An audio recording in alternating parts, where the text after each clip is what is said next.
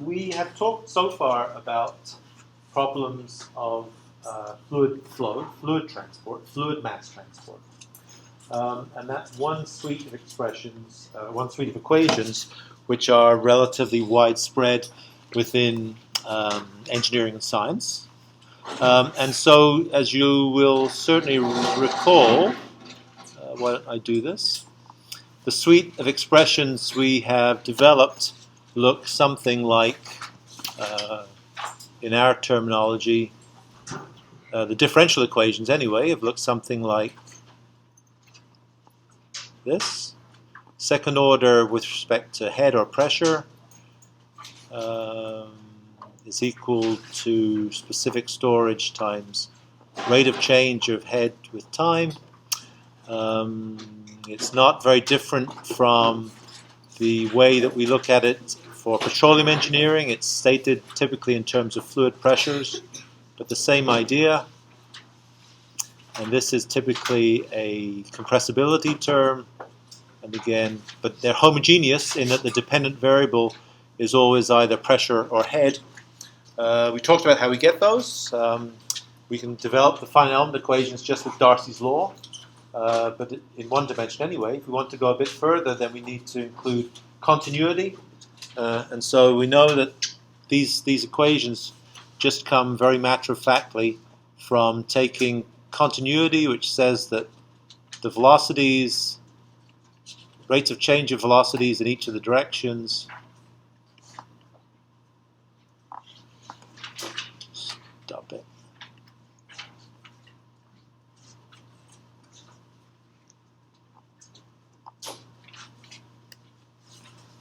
This just says volume in equals volume out, and all we end up doing is we put a magnitude of Darcy's law in to represent this,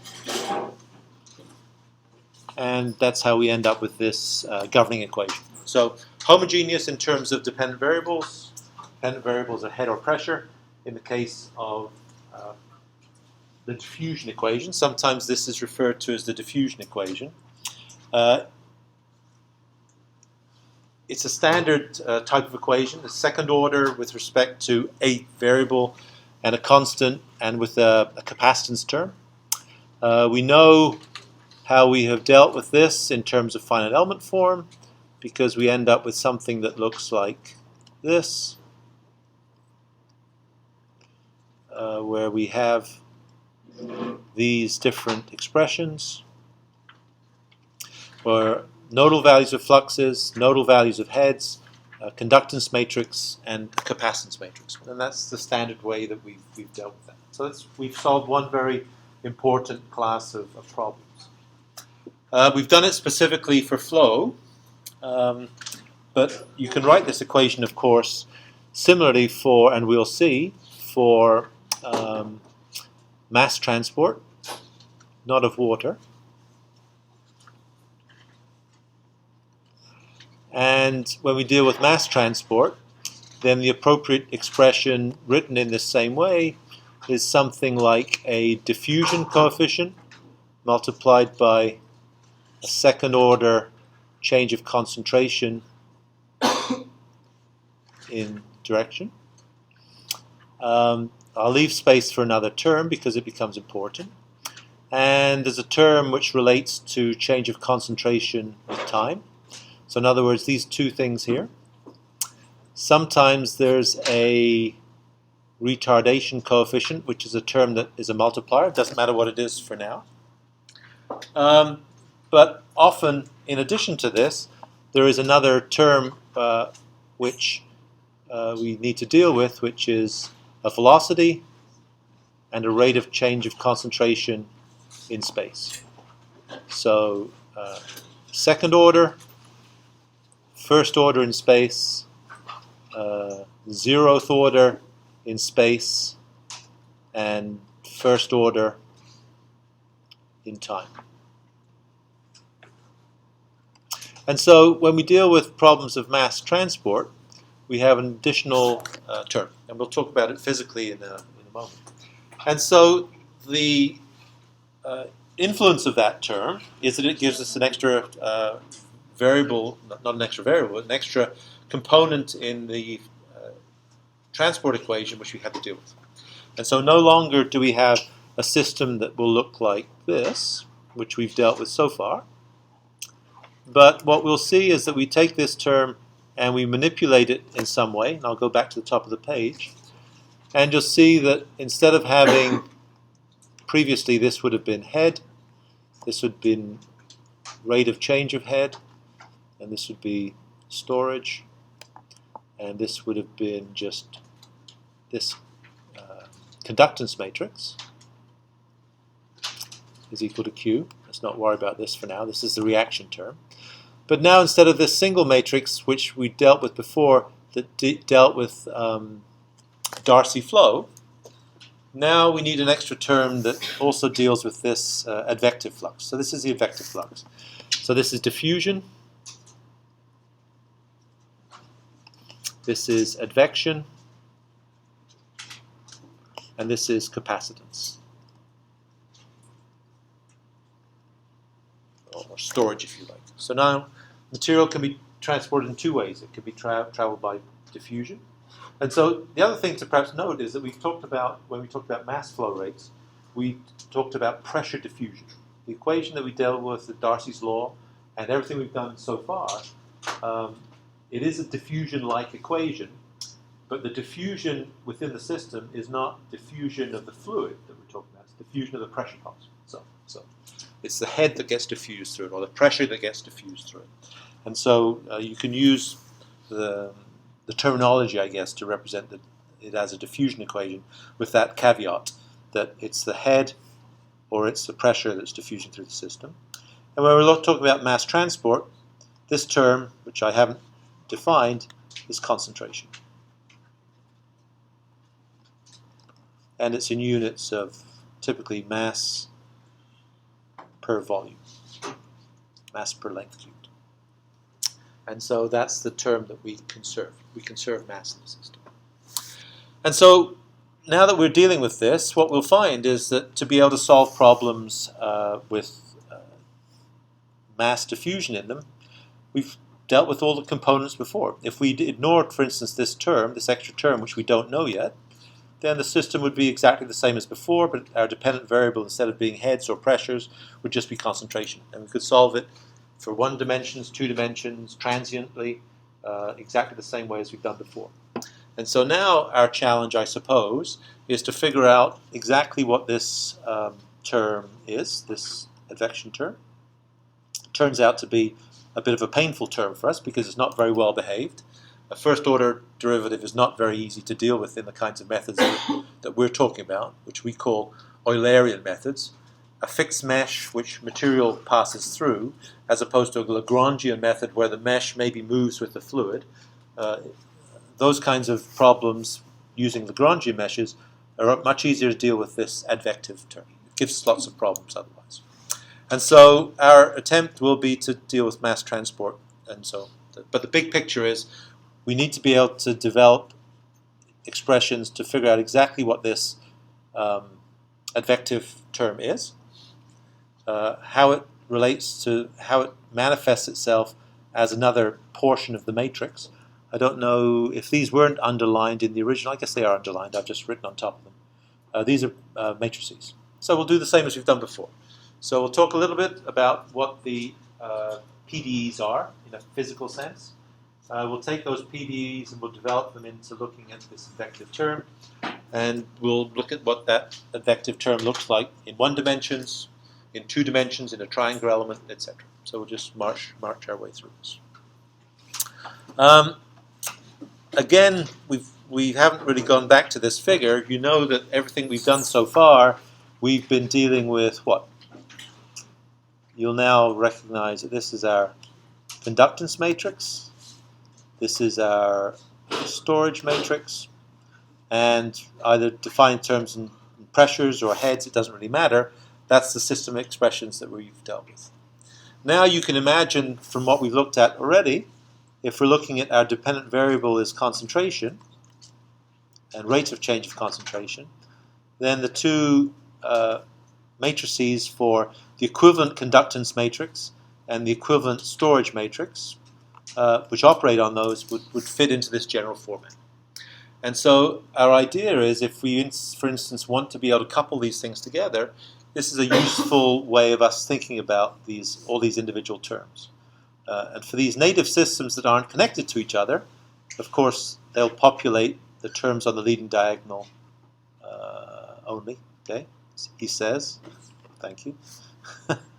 So they'll populate on the leading diagonal for these. And so it's a useful way for us to think about these. And we'll come back. It's easier to come back to that and understand exactly what it means.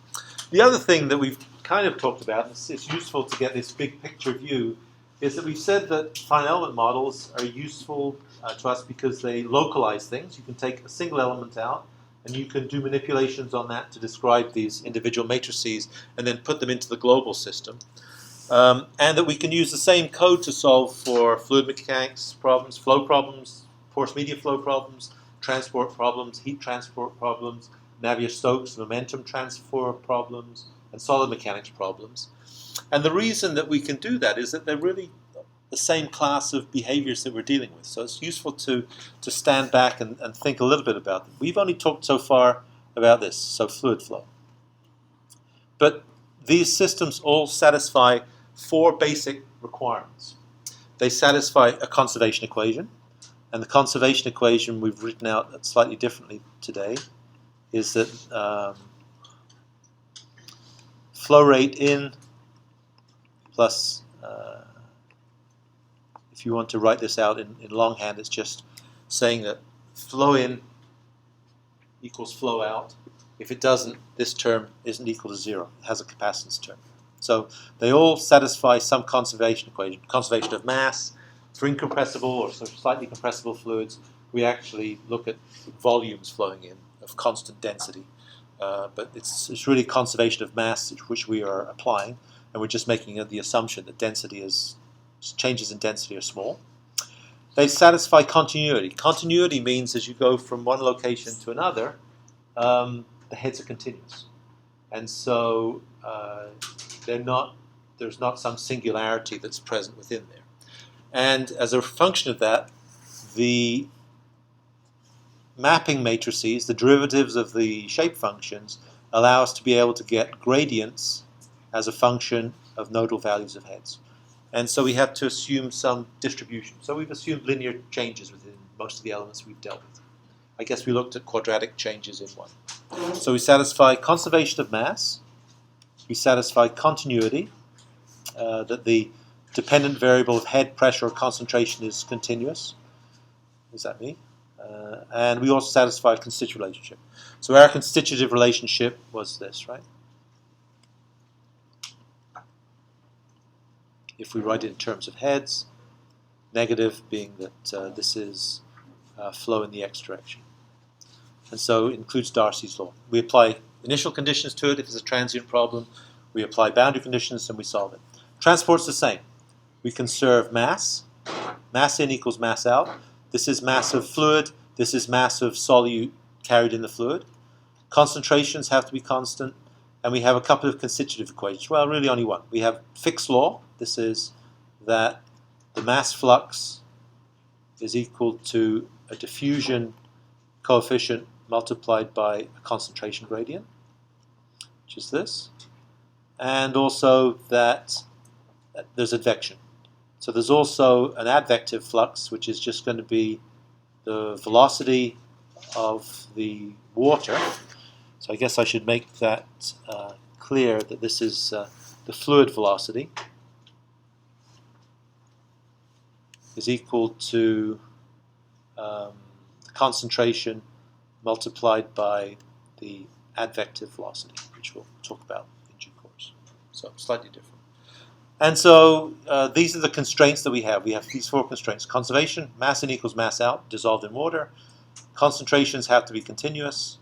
They have to satisfy Fick's law and advection on top of that in these cases. And if we apply appropriate boundary conditions and initial conditions, we can get a solution. We haven't dealt with solid mechanics yet, but it's the same conditions. The conditions for solid mechanics and also for Navier-Stokes flow is conservation of momentum. If there's more momentum that can be dealt with, it violates or it conforms to Newton's second law. This is really that force is equal to mass times acceleration. It requires that displacements are continuous, which means that strains, which are the displacement gradients, are also finite. They're not singular. It satisfies Hooke's law, which is this constituent relationship. And once you have those things plus initial conditions and boundary conditions, you have exactly. So there's some order in this, and all of these things are satisfied in exactly the same way. So that's useful to think of it in that mode. Okay, so let's get back to transport. So I won't. There is a derivation for the Advection-diffusion equation, which is what the equation is that we're solving here. I'll talk about it only in overview, I suppose, just to bring out the main points. It's really representing the case that sometimes it's diffusion and sometimes it's dispersion. So in terms of physical behavior, it's useful to think about this as a porous medium, which you're introducing a fluid into. And imagine if you put a tracer of a drop of ink at one point in one pore throat. As it flows downstream, that drop of ink might be taken, split into two or split in multiple parts, and taken on a couple of different pathways. So that if you looked at drawing a section across that drop of ink as it initially sat there, then the distribution of concentration, I guess this is concentration vertically, with space, so this is the x direction, is tight. It's like a skyscraper. By virtue of the fact, as it goes downstream, it spreads. If you drew a cross-section here, and you looked at the concentration, then the concentration might change from being this very tight concentration upstream, which would be virtually this, to spreading out here. And so that's by mechanical mixing. But it also looks exactly the same as if you take a drop of water and you put it in a beaker and just allow it to diffuse by molecular diffusion without mixing it mechanically. And so the Advection-dispersion equation or Advection-diffusion equation is used in porous media flows because it looks like diffusion. It's not necessarily diffusion. It's actually mechanical mixing that's doing this. But if you look downstream at the form of this distribution of the concentration, so this is concentration, it looks exactly like you'd expect as if you put a drop of ink in a beaker and allow it to diffuse outwards. And so this diffusion coefficient that drives behavior apparently based on the gradient of concentration may be a molecular diffusion coefficient, or it could be an equivalent mechanical coefficient, which would be a function of the velocity that's flowing through here. So that's the one thing to note. So diffusion may be diffusion, or it could be dispersion. So dispersion is a term that usually means mechanical mixing. It doesn't matter for this course, but it's maybe an important thing to note, is that there are different mechanisms and different magnitudes and driven by different processes.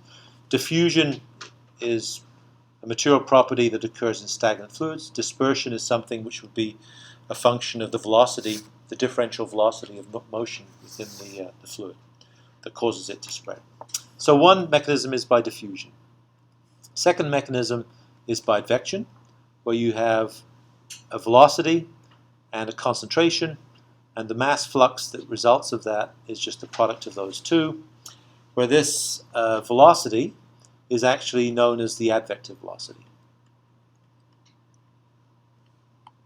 And so it's the Darcy velocity, which is what you'd get from Darcy's law, just by taking hydraulic conductivity and the gradient and dividing it by the porosity. And so all this is saying is that if you have flow coming down at a certain volumetric flow rate, and you restrict it so that instead of going across the whole section, it can only go across 10% of that section, then the actual true velocity of the particles is going to be 10 times larger than the volumetric flow. That's really all it's saying. And so it accurately accounts for the true rate that it's going through. And so We take each of these and we substitute them into our continuity equation. Mass in equals mass out, and if it doesn't equal to 0, then there's an accumulation of mass, which is a rate of change of concentration with time. And so if we substitute each of our terms into this expression, we have a dispersion/diffusion term, and we have an advection term.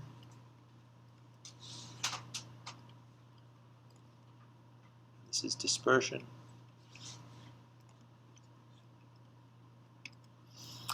And if we multiply those out, we end up with finally with the expression that we have before.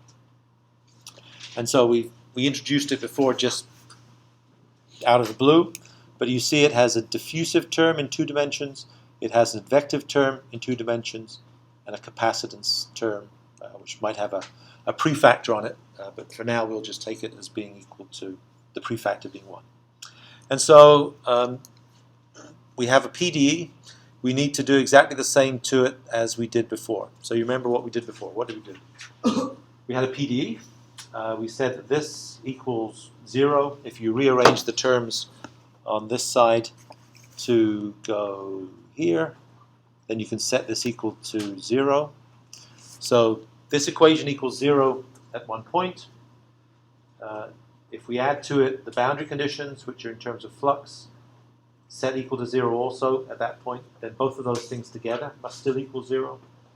If we multiply it by prefactor this weighting function, then it still has to equal 0. And if we sum up all the components that equal 0 at every single point, which is this integral, then it should still equal 0 as well. So that was basically the process we went through for the Galerkin method. So it's good to stand back from these things. We made this weighting function, or this prefactor that we multiply everything by, the shape functions. So this was our shape function. We used the same shape function as the mapping function to map nodal concentrations onto concentrations. And also, I guess this is what I just said up top, is that we made the weighting function equal to the shape functions. We applied Green's theorem to split them up. And I won't go through it here, but you remember that what came out of this was this was our conductance matrix, which we called K, well, we just called it K. We're going to call it KD, I think, here, because it's for diffusion or dispersion. We had a capacitance matrix, which was this term here, which would be, let's call it storage, which we called it before, right? Storage. And this was our storage matrix. And now we have a new expression that we have to deal with, which I haven't really derived rigorously, but you can go through it if you want and do it. And this is our advective matrix.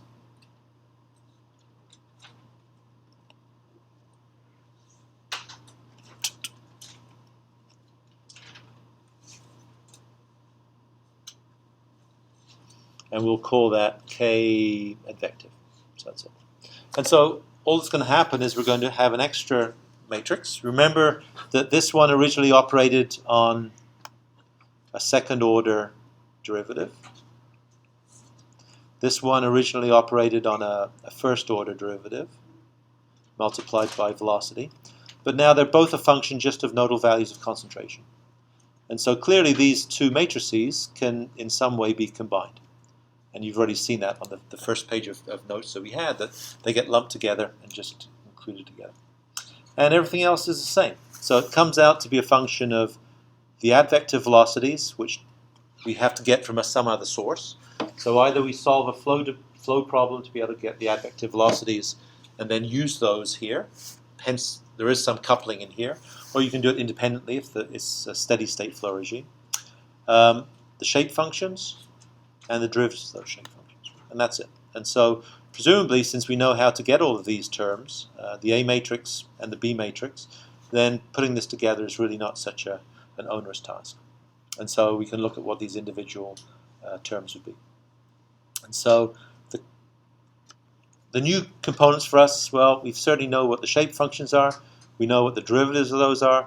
We know what the constitutive matrix is, right? Our constitutive matrix is one, before it was velocities are linked to hydraulic conductivities through gradients in heads. And here we have mass velocities are equal to diffusion coefficient times gradients of concentration, in space. And so this is diffusion coefficient. Or I should suppose also dispersion coefficient.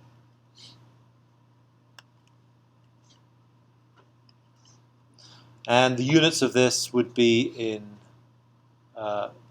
meters squared per second. Units of just happen to be that. And so if it's a problem in which there's just principal coordinates of dispersion, then the terms would be these two terms on the leading diagonal, and these terms on the off diagonal would be zeros. And if it's not aligned in that way, then they would actually be finite. But typically we'll solve problems where we assume they're zero, just because it's a little more straightforward. Concentrations are nodal concentrations, depending on how many nodes we have on an element. The velocities are velocities in x and y, just as a vector.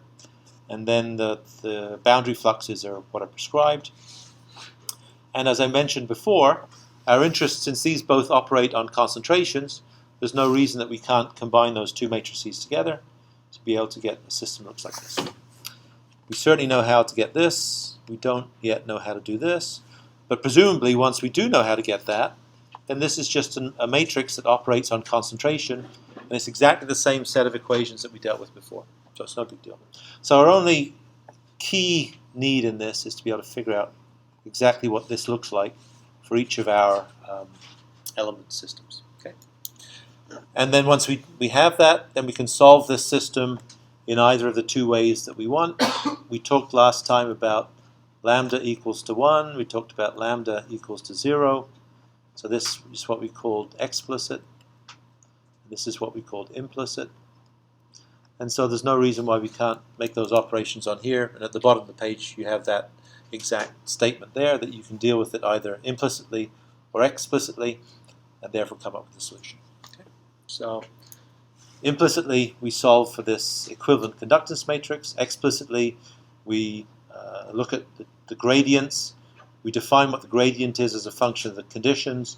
And once we know what this gradient is, we can use it to update the magnitudes of our concentrations and step through it. And we talked about the benefits and the positives and negatives of each of those approaches last time. Okay. If you want to go through it in something that isn't quite as poorly written as my handwriting, then the exact same derivation is here. You can go through it and make sure that you understand exactly what these contributing components are. But if you do, the final result that we're interested in is this expression here. And most explicitly, I suppose, I guess if I make it bigger, everything gets larger. And most explicitly, I guess for now, we're going to assume that this reaction term is 0. And our principal interest is in being able to figure out what is this? What does this look like? How does it behave? Does it behave poorly? Does it behave well? How do we use it with other boundary conditions to be able to solve problems? So that's our key issue, is this so-called advective matrix. Okay? So, the obligatory one-dimensional element that we do. So let's look at this. So what are we going to define? Well, we have an upstream node, a downstream node. We have a prescribed velocity, which is positive in the positive direction of our local x matrix, x direction. It doesn't mean that the velocity has to be positive. Of course, it could be negative, in which case it would be flowing from node 2 to node 1. So velocity obviously is a vectoral quantity rather than just a scalar quantity. The length of the element is 1. I guess it has an area, a cross-sectional area. So if you drew this to perspective, I guess at this end, right? If you drew it to perspective, this would be the area of this. So don't make the mistake of thinking that the area is this area here. It's the cross-sectional area flow. It has a coefficient which is either a dispersion coefficient or a diffusion coefficient. Doesn't matter which one it is. It's just a parameter which we don't really need to worry about in this class. We want to be able to map concentrations between nodes 1 and 2. So we could use isoparametric element shape functions, or we could use just these native ones that we have here, which are the ones that we've talked about before. You'll remember that they satisfy the requirements. They're equal to 1 at the node in question, and they're equal to 0 at all other nodes. So this certainly satisfies that. It also satisfies that the concentrations are continuous as well, right? We talked about the 4 conditions we had. So we satisfy continuity, volume in equals volume out, mass in equals mass out. We want the concentrations and pressures and heads always to be continuous. And of course, one way that we enforce that is by, if we drew, for instance, the concentrations as we went from upstream to downstream, we know that we're going to map them just on a, this is concentration 1, this is concentration 2, this is x equals L, and this is x equals 0.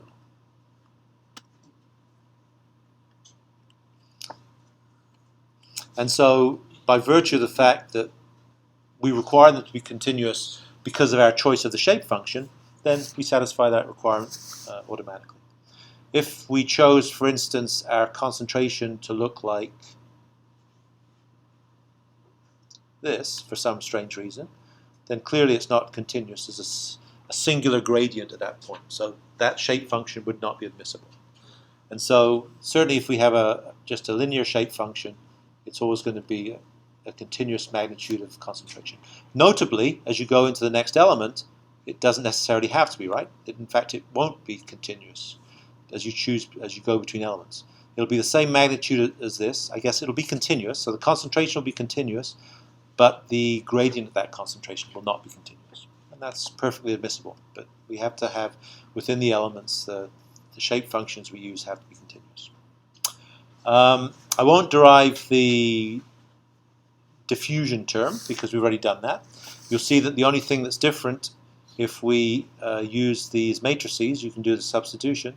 The only thing that's different is that instead of a hydraulic conductivity, we end up with a diffusion coefficient, so it's just the parameters are switched. But if we want to be able to get this advective term, then we know it's a function of the A matrix, the velocity terms, of which there's only one term in this particular case, and the shape functions. It's integrated over the volume. Of course, this shouldn't be here. We know that the this term and the integral of this is, of course, volume is equal to integral area dx. That's so this dv is just this. So the dv term is just split those. We've done that many times. The integration is along the length of the element between x equals 0 and x equals L. And we know what these matrices are. They're just substituted here. So these are the shape functions. This is the A matrix. The derivatives of the shape functions. I guess the whole thing actually, isn't it? And we've taken the velocity outside just because it's a scalar and we can. It's going to be constant within the element. That's our assumption. In the next element, it doesn't necessarily have to be constant. It could be any number. For this particular one-dimensional problem, though, of course, continuity requires that the upstream and the downstream velocities in adjacent elements would be the same.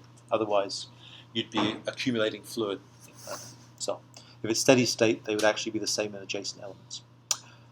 Multiply it out, we end up with a matrix set of expressions that look like this. Functions of 1 minus x over L and x over L.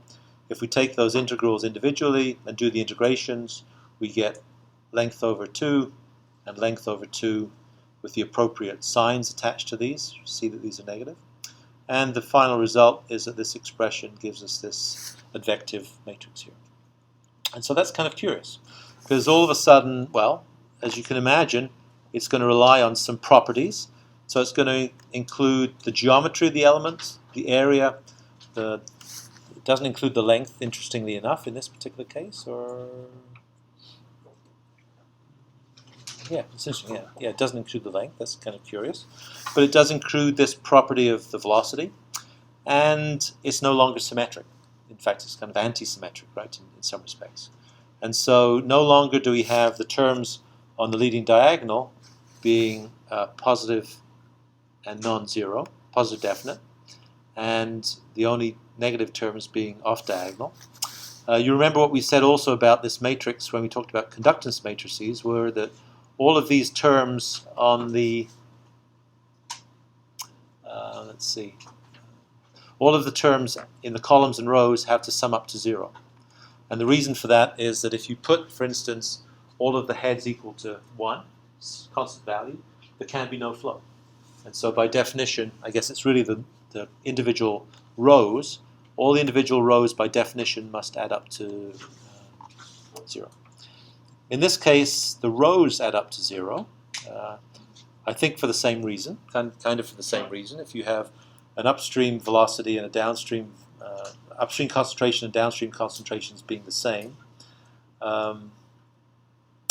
then what is it saying? I guess it's saying that the net flux through the system by advection is equal to, well, it's going to be 0. But actually there is an advective flux, so I'm going to think what that's saying. So if you write this out in longhand, it says that Q1 and Q2, which are the mass fluxes,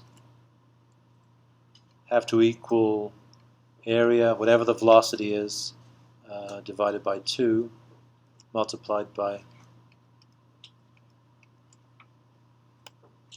and multiplied by concentrations, C1 and C2.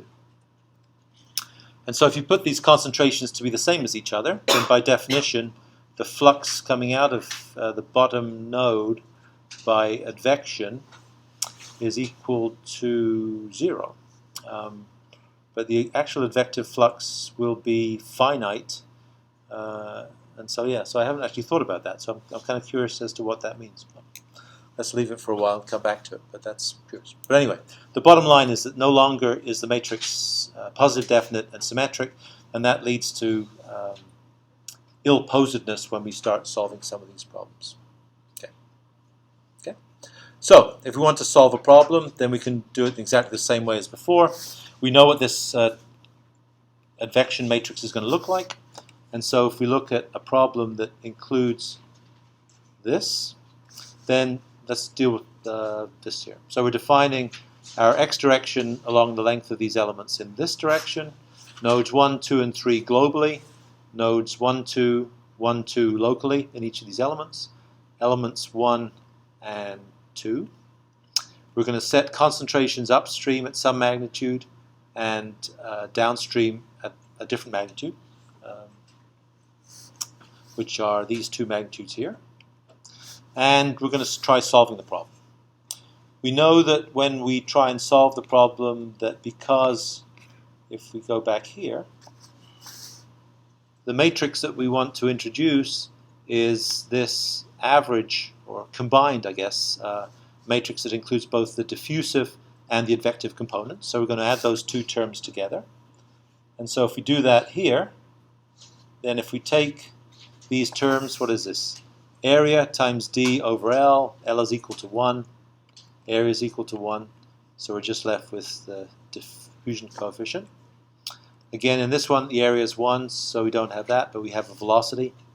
If we combine these two terms together, then this is plus d, minus d, minus d, plus d, and the terms of the advection matrix are these second terms, which are for the, with the velocity. And so we can then put together the overall system matrix.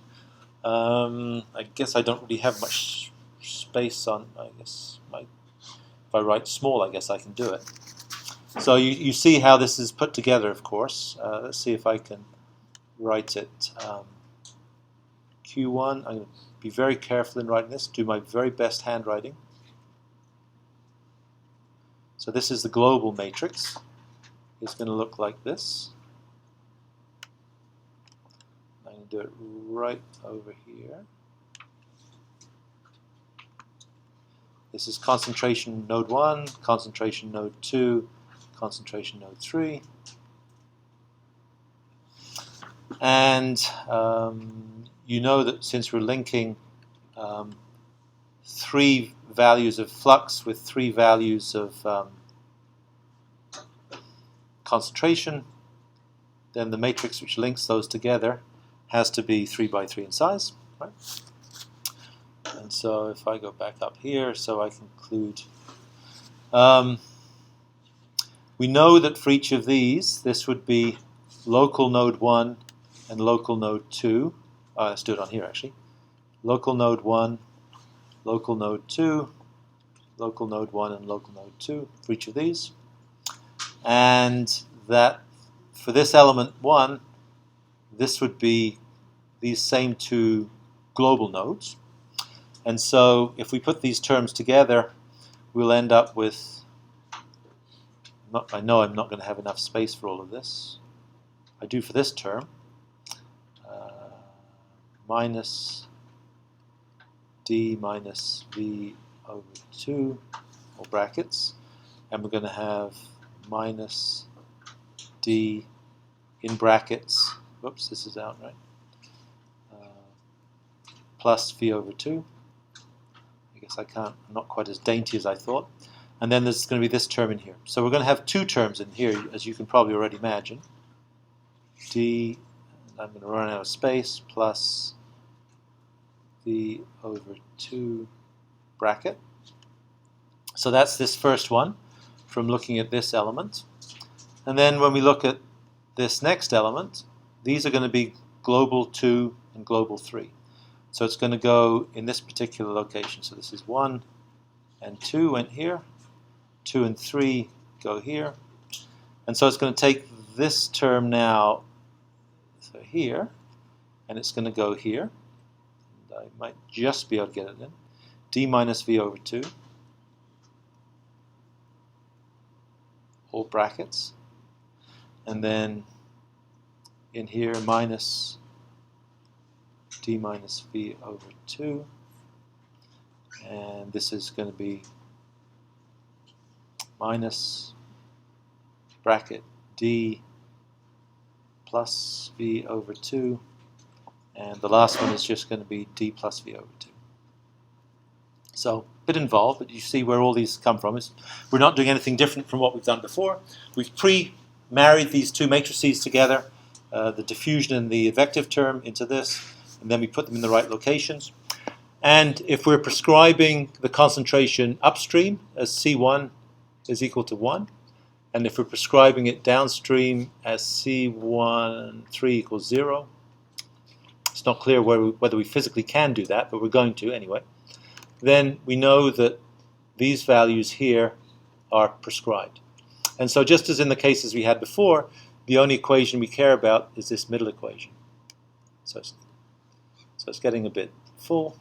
And so if you take this middle equation, which is something that operates on this term, something that operates on this term, and something that operates on this term, then this expression here is exactly that. This middle term here, which operates on C2, is this.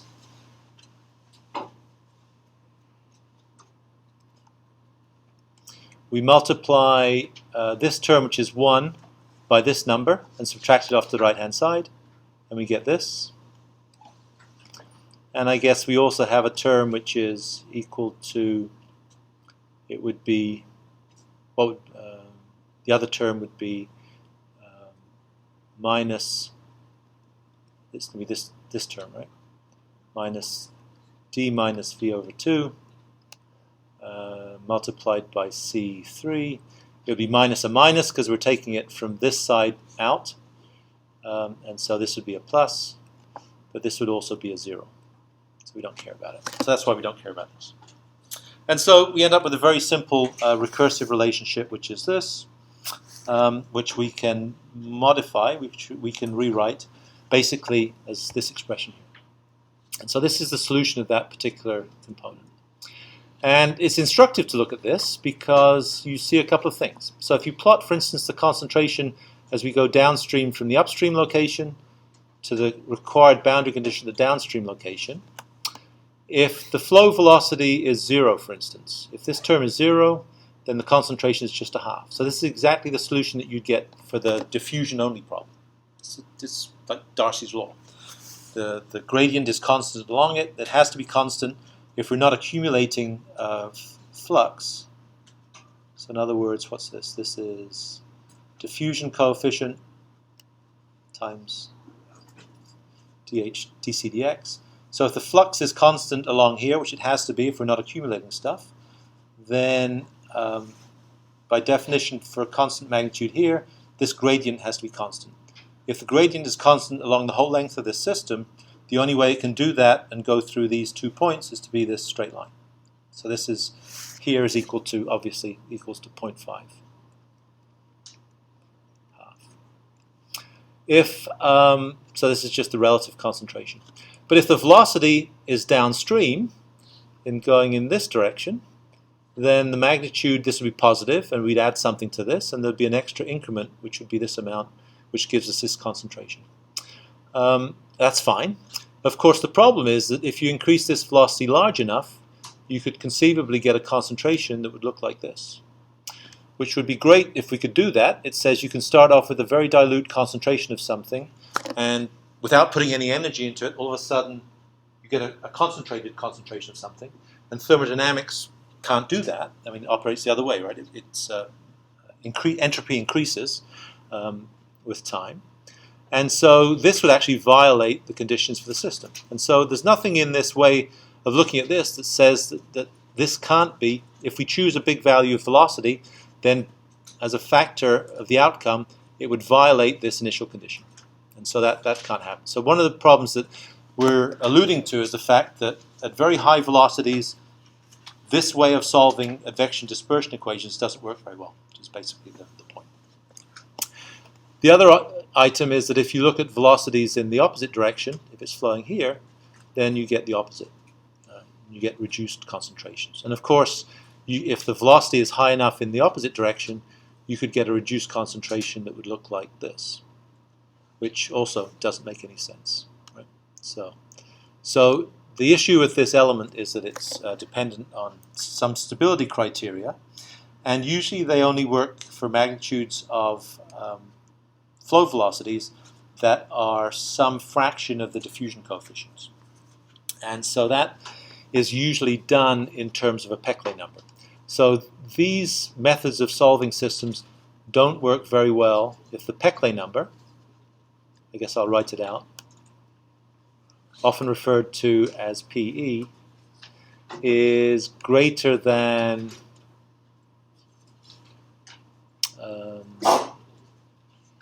1 to 10, say. And the Peclet number, in terms of stability for elements, is just given as the advective velocity, the length of the element, divided by the diffusion or dispersion coefficient. And so you see at least 2 of those terms here. There's a length term in here as well, but we've thrown it away, right, I think? If you look at these matrices, then this diffusion matrix is area times diffusion over length. So I guess there's a 1 over L term in this matrix somewhere. So I think there's a there's a 1 over length prefactor on both sides. And so in other words, velocity, that's kind of in the wrong place. I would think that, oh no, I guess, yeah, that's right. So the prefactor here is 1 over length. I can remove those because I can. So the 1 over L term, right, must act here. It's this term that acts on here. Remember, this matrix here is A D over L multiplied by 1 minus 1 minus 1, 1. And so this, we've lost this L term because it's equal to 1. But if we put it back here, I guess it would exist on both sides in this particular case. But then when you do the manipulation here,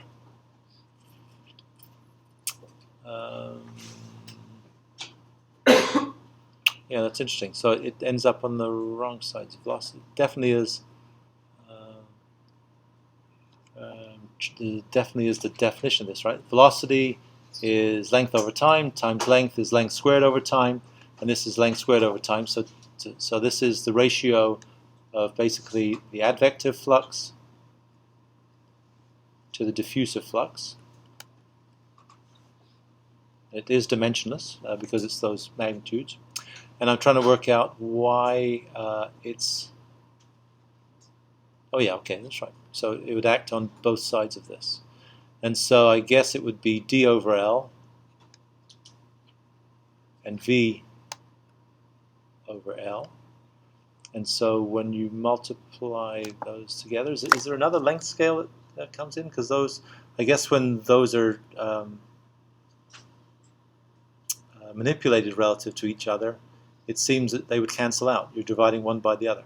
So anyway, there has to be a missing length scale is included there. So I'm getting tied up and it's not really going anywhere. So when we solve with Eulerian methods, so in other words, all the methods that we are talking about are Eulerian, named after Leonhard Euler, I think it's Swiss mathematician.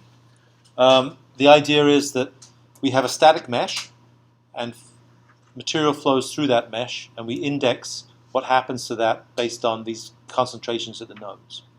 And so the problem with that is that if, for instance, those kinds of systems don't deal very well with these first-order derivatives, dc dx. And so if you want to solve problems that have very high flow velocities, very high Peclet numbers, then you need to revert to other ways to solve them. And typically the way of doing that is to physically move with the motion of the fluid, in which case you're only looking at dispersion and not advection, and you solve the system in two stages. You flow with the fluid in a Lagrangian step to get to some other location. You allow dispersion then to occur around that static location to spread out the plume, and then you take another step. And so we'll talk about Lagrangian Eulerian methods of solving these difficult problems. Difficult because they have this advective term embedded. Okay. So how are we doing here? So it's almost 2 o'clock. We can also solve transient problems straightforwardly, and so this is just a hand calculation to basically be able to do that. Same one-dimensional problem as before. Concentrations defined here at 3 nodes within a one-dimensional flow problem where we have fluid flow from some kind of lake or lagoon. It starts off at some concentration of 1.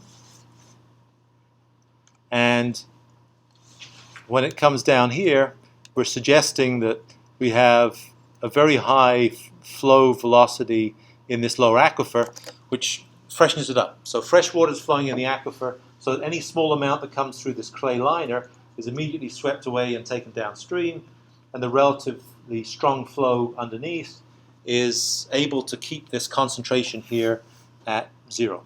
So in other words, we set this concentration at node 3 equals 0 because by virtue of this boundary condition, and we set this upper concentration equal to 1. Actually, I'm not sure we do set it at that, but that's one interpretation of how we could do it. Actually, in this case, that's one boundary condition we could apply. I think we don't actually in this example. The other boundary condition that we could apply would be 0 flux.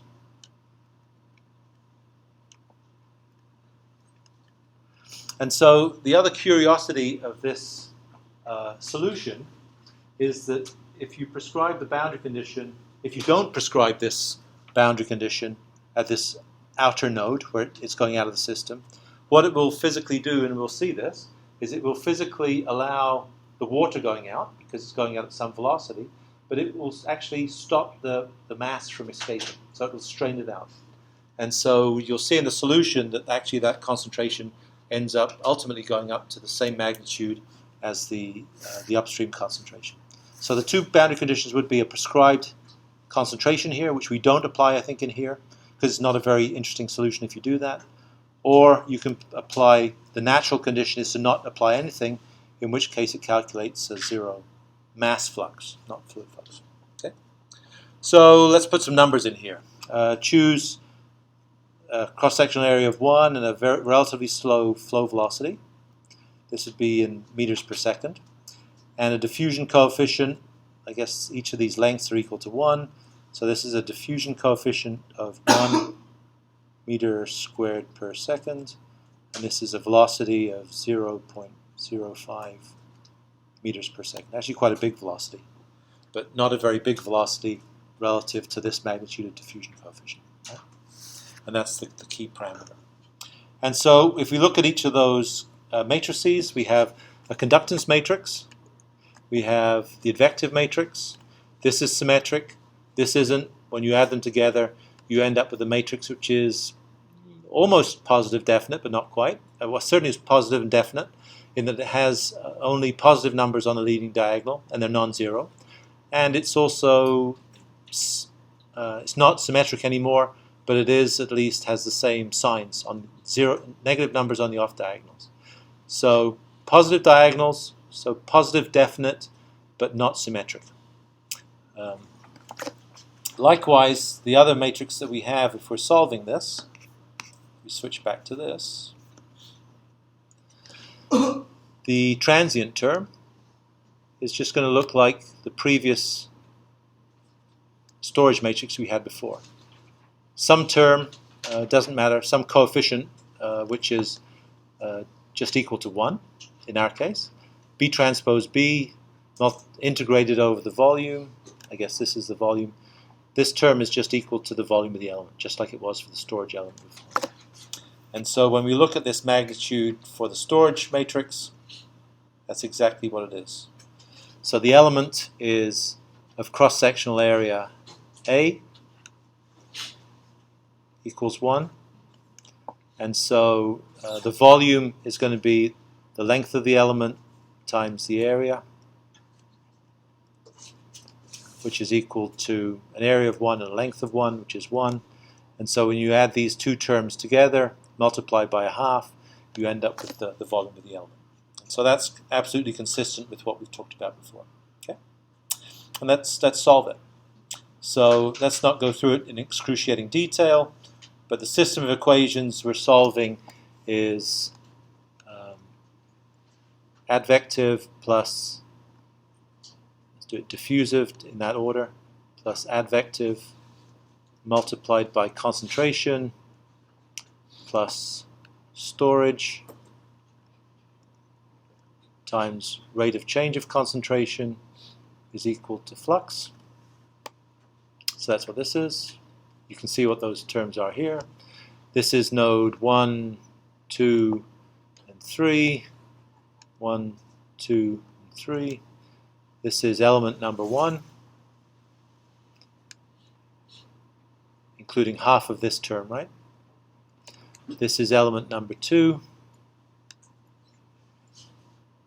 again including half of this term here. Get rid of that there. And the storage terms as well. 1, 1 times a half, and 1, 1 times a half. So no different from what we had before. The fluxes, how many expressions are we going to deal with? Let me just check with this. Yeah, okay. So we have two free variables. So we don't know, what don't we know? We don't know this, and we don't know this, but we know this is equal to 1. And so, unlike our other expression, we're going to have two unknowns in the system. So we're going to solve for a 2 by 2 matrix, which we deal with. So this is our overall expression. We have to choose a time-stepping scheme by which to solve it. and which is implicit in this particular case. And if we write it out here, then we know that each of these relationships, we have to describe this modified conductance matrix, which now includes both of these terms, right? It's different, but it's the same protocol as before, and a modified flux vector. That's how we solve the system. We know that this modified conductance matrix is just the original one that we have here, plus a term that includes the capacitance divided by the time step. And we also know that the modified conductance vector, or solution vector, includes the magnitudes of our prescribed fluxes, which we should know at all time steps, but also that this extra term in terms of storage. So if we put those together, we end up with this matrix here. So, can I get everything on at one time? I think I can, right? So this term here has, so what are we using? Time step, did it say at the top? Did I take one? Doesn't say, or does it? Does anyone see a time step? I'm guessing it might be 1, but well, oh yeah, right there it says. So we choose a time step equaled 1. So in other words, what's this term going to be here?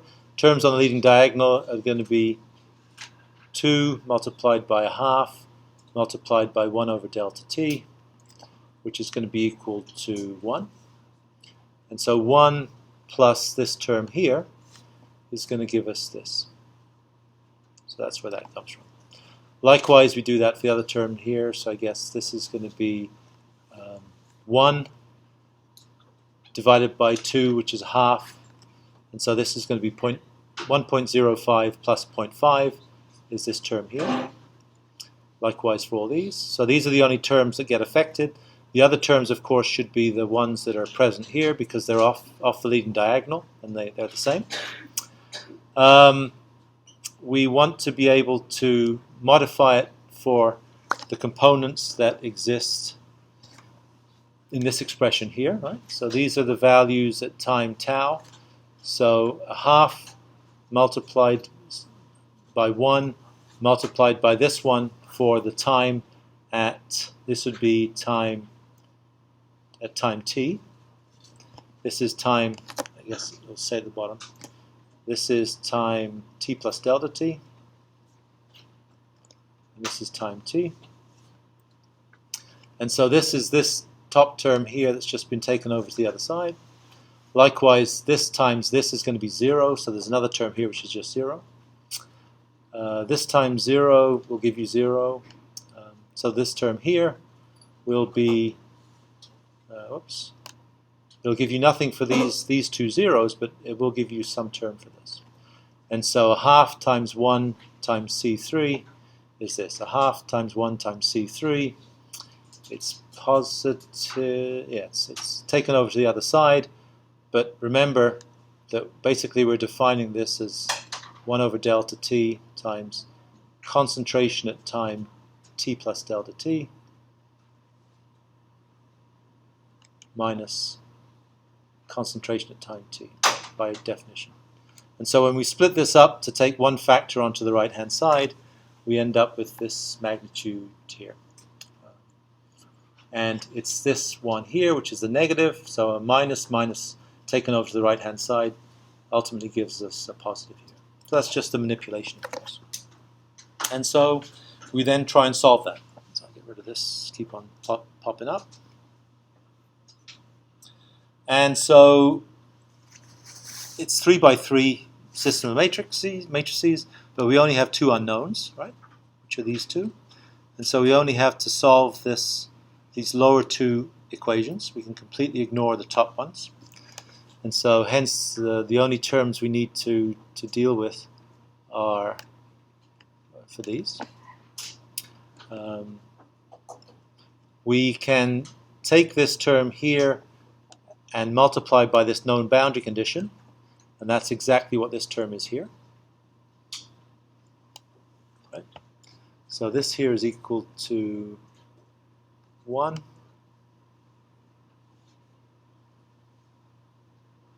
Yeah, okay. and this multiplied by this coefficient goes over to this term here.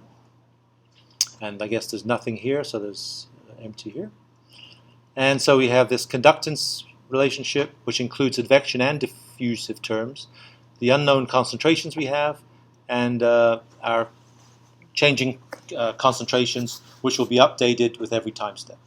And if we solve for that, we end up, you can just invert this matrix relationship if you want, which is, this is just the inverse of this, and then you can solve for these updated magnitudes. And if you go ahead and start off with starter values of these, so I suppose the values to start with would be zeros, I suppose, both zeros. I think that's what we've done in each case. I guess you could check that that's the case. So in other words, 1.05 multiplied by 0.42 sounds like it's about equal to this amount. So that's exactly the boundary conditions that we've taken. You get a value of C2 and you get a value of C3. This is this first step here. Once you have these values, they go back into here, and you solve again iteratively. And so you notice that, as I don't know if these are mapped out, no they're not, you notice that as time goes on, it starts off at a relatively low concentration, and ultimately, at time infinity, I suppose, it would end up at 1, 1, 1. And so that's a natural consequence of the boundary condition that we haven't really selected very well. It's just, it's not defined, and so what it physically takes it as is a magnitude that allows the water to flow through this, but it takes all the material that's included in the dissolved components, and it strains them out, and keeps them locked inside the system. And so if we want to be able to not do that, we have two options. We can either prescribe a concentration at that point, in which case it will require that it meets that. So in other words, if we wanted to, we could prescribe that the concentration at 0.3 is always 0, in which case we only solve one equation, and we'll end up with a result that always gives us 0 concentration at that point. And that would be equivalent to, physically equivalent to us flushing the bottom of this low permeability layer with a very fast flow, which would just dilute whatever came out. So that would be the physical meaning of that boundary condition. The other one is called a natural flux boundary condition. And that is that it takes the magnitude of the local concentration at this point, and it applies a mass flux to that point, which is equal to the advective flux, so the advective velocity multiplied by the concentration. So in other words, if you have something flowing out of the system at some concentration, it's carried by a fluid flux of some magnitude, the product of those two gives you the amount of mass that's removed. So in other words, if you take flow velocity times concentration, that is in meters, times area. So meters squared times meters per second times mass per volume. So this units of concentration are grams per liter or grams per cubic meter, whatever.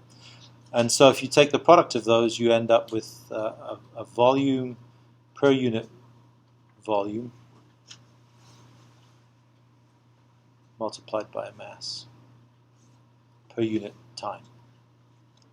So in other words, if you take the product of a volumetric flow multiplied by the mass loading, you end up with a mass per unit time.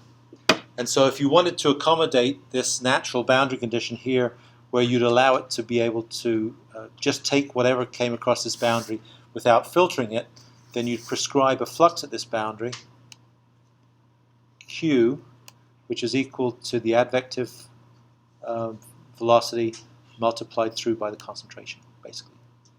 And if you do that, then that would account for the fact that you're allowing material to come out.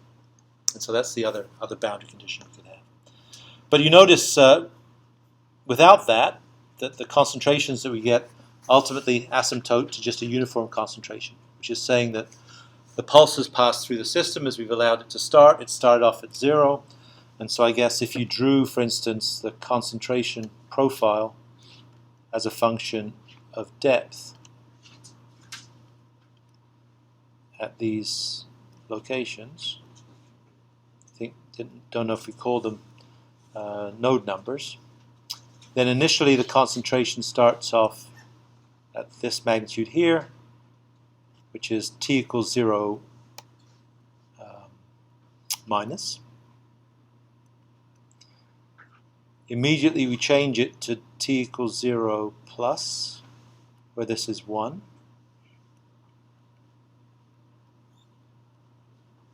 Which is this. And with time, physically what's happening is this goes like this. It can only do linear portions, right? So this. And so ultimately, the time infinity concentration in our particular case is this. Where it's uniform all the way through. And so that's a consequence of the boundary condition that we've chosen. If we wanted to satisfy some other boundary condition, then we'd have to make that other, the free boundary condition that we just talked about. What else? We've used implicit, so we've used lambda equal 1.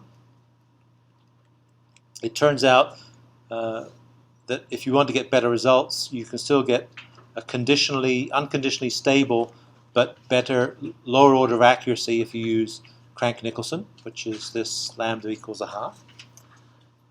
And of course, if you want to get better results, instead of using just 2 elements, we could use 10 and get the same result, which would allow us to get a better distribution of this profile, which is not going to be linearly distributed in reality for the real solution. Yeah, okay, just 2 minutes. So if you do that with a series of elements, just to illustrate these points. So if you do this problem for the steady state behavior with a concentration along the length of it between 0 downstream and 1 upstream, we said that if you use a big enough flow velocity, you can get overshoot, a concentration which is larger than the initial concentration, which doesn't make sense. This is just an artifact of the numerical system, which is using these Eulerian elements, which don't give very good results for these particular problems with just a first derivative term. And so one way to do that is you can reduce the Peclet number, velocity, element length divided by dispersion. So this is a physical property of your problem. This is a physical property of your problem. But this is a physical property of your mesh, right? So the one control on the Peclet number you have is to use a smaller length of element, in which case you'll reduce Peclet number. And that's just showing this. So this is with 2 elements, and these other results are with multiple elements, I guess 10 elements instead of 2.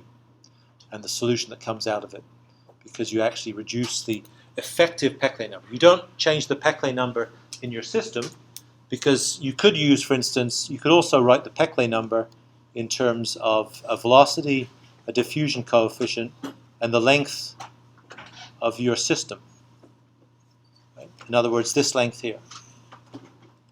In which case, changing the element size wouldn't change that. So the difference is that it's a local element Peclet number which defines the stability of these finite element systems. And the other couple of figures are to look at transient behaviors as well. But the key points are, 1, if you want stable results for this advective term, which is kind of problematic, is you need to use elements that are small enough to do it. And you also will find need to use time steps, which are small enough to do that as well. Elements are controlled by the Peclet number. Time step size is controlled by the Courant number. We'll talk about that in due course. Physically, the Courant number, that's 15 minutes after, right? Physically, the Courant number means that if mass flows into the top of the element, the time step has to be small enough so that within one time step, that mass shouldn't have transited the element and gone out the other side, in which case there's no record. Same as in seismic problems, you have to choose your mesh and your time step so that an incoming acoustic wave shouldn't have transited all the way across your element in the time that it takes for one time step, because it has no record of that. So The two numbers that we'll see are important are Peclet number and Courant number. Perfect. Even got to exactly. Next time we'll talk about migrating this to more difficult elements, triangular element set.